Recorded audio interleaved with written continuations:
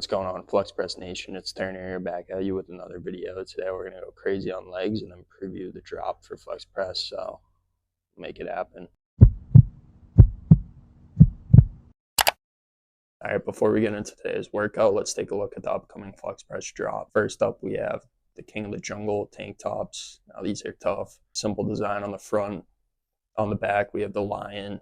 The lion's fucking sick in my opinion. Shout out to Gio, he made that logo with the Make It Happen slogan underneath.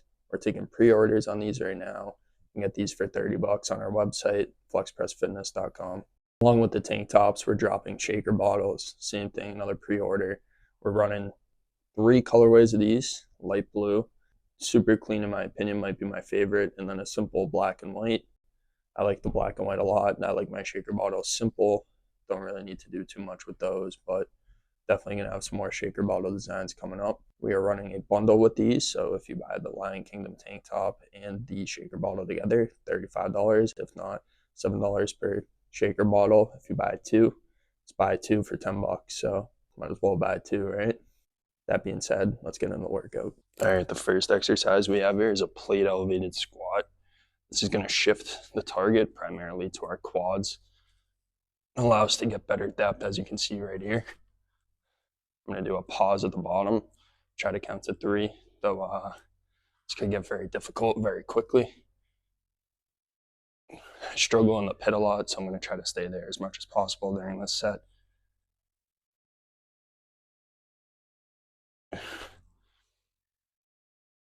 As you can see from this angle, we're able to get a lot more depth and sit into our calves than we would on a regular squat.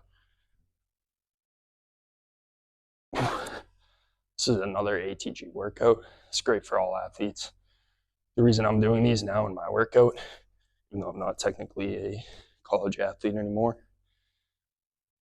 is because I have poor hip mobility, poor ankle mobility, and this reduces the impact on both and allows me to exhibit the full range of motion, as opposed to worrying about if I'm going to get my full range of motion in every time.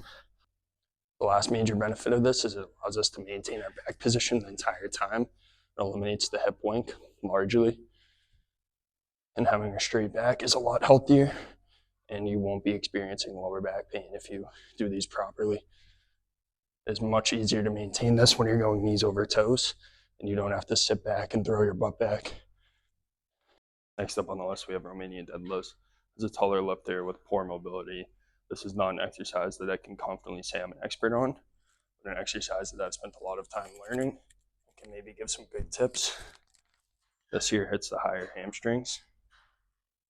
The goal here is to keep your lever in the back. Keep the knees pretty straight. You can allow a slight bend.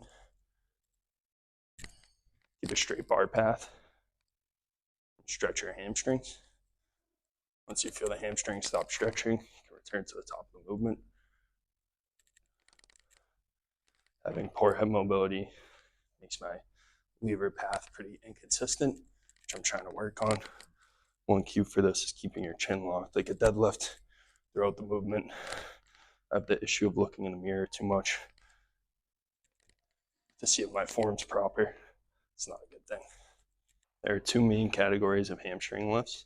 There's hip extension, which is an exercise like this. And there's knee flexion, which is an exercise like a seated hamstring curl.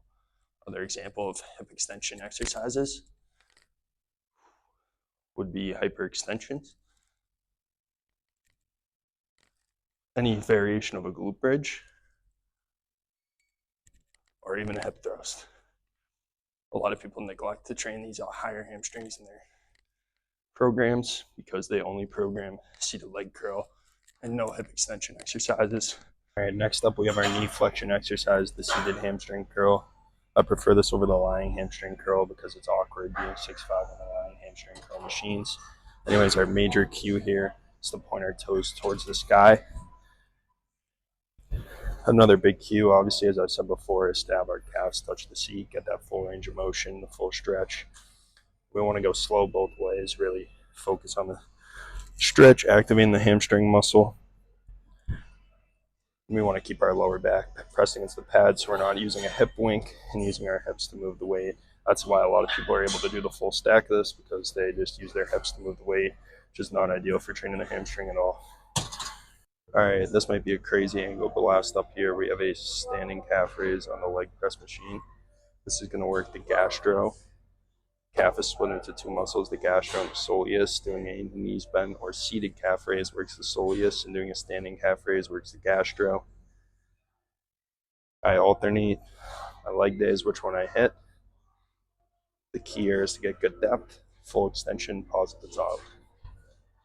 So that's going to do it for the workout, guys. Hope you guys enjoyed the video. Make sure to check out the drop. One thing I want to add is I was definitely looking to do leg extensions, but my hips kind of fucked up, so extending my leg definitely would have bothered it. The machine was taking pretty much all morning, so I didn't bother with that. But shop below, flexpressfitness.com. Pre-orders up. It'll only be up for a little bit, so get it while you can before it sells out. And be sure to like and subscribe.